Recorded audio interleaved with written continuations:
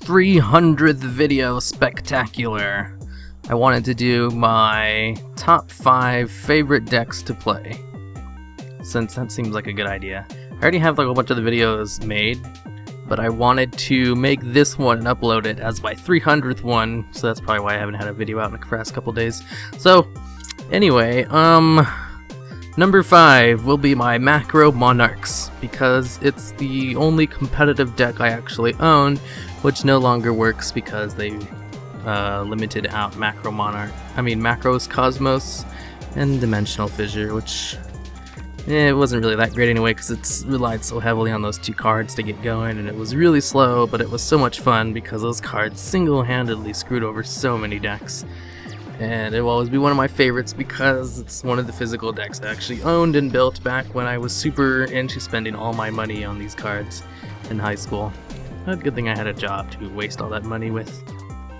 And then number 4 will be my Gemini heroes, because back in Yu-Gi-Oh! Online, 2011 I think, before they closed it down in 2012, the Gemini heroes were really vicious. Neos Alias and that other level 4 guy who was light and also had a 1900 attack, and Gemini Spark. That was like one of the top decks on Yu-Gi-Oh! Online. It was so awesome, and I wanted to build that deck so badly. And it was so hard to get a hold of a Gemini Spark on that stupid game because it was incredibly hard to get any kind of cards in that game without spending a ton of money, which I did. It kind of sucks, and they shut it down like a year later when I spent like hundreds of bucks on cards. Well, whatever.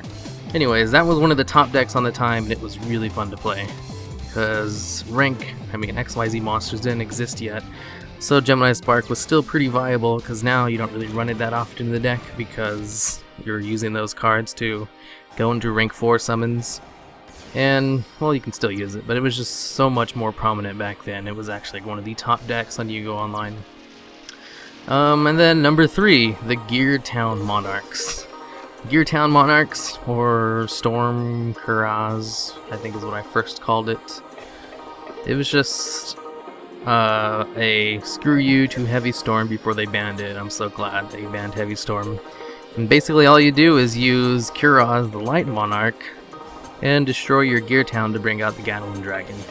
So much fun, and I don't know, it was just a really fun deck, and I'm surprised no one else had made a deck like it because it's surprisingly competitive.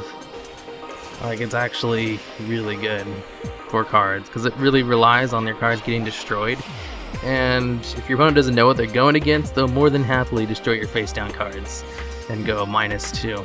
As an MST plus destroying one of your face down Dark Coffins. They'll also have to discard a card from their hand going -2. Really fun card. Next one, my number 2, is XYZ Frogs. Frogs, any kind of variation of frogs I love running. I love the frog decks because that was the deck I ran on Yu-Gi-Oh! Online, because I couldn't find enough Gemini Sparks to go Gemini Heroes, so I ran Froggy Monarchs. But the thing with Yu-Gi-Oh! Online was they had their own separate ban list from the one you use like for actual cards. And on the Yu-Gi-Oh! Online ban list, they banned Swap Frog like on the last circuit before the game shut down. And I remember how absolutely crushed I was when they banned Swap Frog. It was so sad. I was like, he's not even that good. Now I can't even use my deck anymore because Swap Frog is gone. And that made me really sad. And I don't really get that much. I don't get that sad for really anything. So the fact that I was absolutely so crushed with Swap Frog getting banned must have meant that I really love the deck. That's probably why I still play it today, even though it's not anywhere near as good as it used to be. Even though this format has slowed down a little bit, the whole inherent problem with running any kind of Monarch deck is that if you run more than 5, you have the misfortune of drawing all 5 of them in your opening hand. You're pretty much screwed. And if you know anything about Froggy Monarchs, is that you definitely run more than 5 Monarchs. You run like 7 or 8 plus 2 Light and Darkness Dragons plus a whole bunch of other crap, so it's really easy to draw a terrible hand. I have the worst luck when it comes to drawing hands. And then my number one favorite deck is Law of the Normal, the Law of the Normal OTK. Because back when I first got back into Yu-Gi-Oh! In my junior year of high school, I think that was back in like 2009 or something.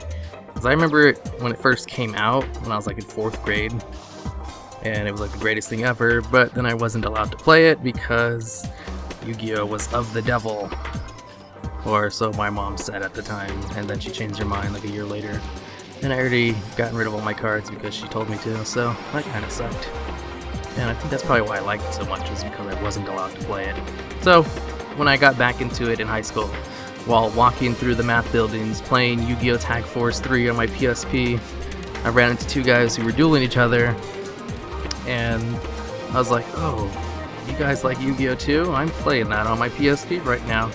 Like, oh, that's awesome. So I went online and I bought all the cards for the Law of the Normal deck for some reason. I don't remember why I did that. And that was like the first deck I built when I got back into the game, and I just love it so much because it's so much fun. And it will always be my favorite because it was the first deck I built when I got back into the game. And I really wish it was competitive because it's so much fun. But the inherent problem of any decks that run normal monsters is the fact that, well, if you draw the normal monsters, they're pretty much useless in your hand.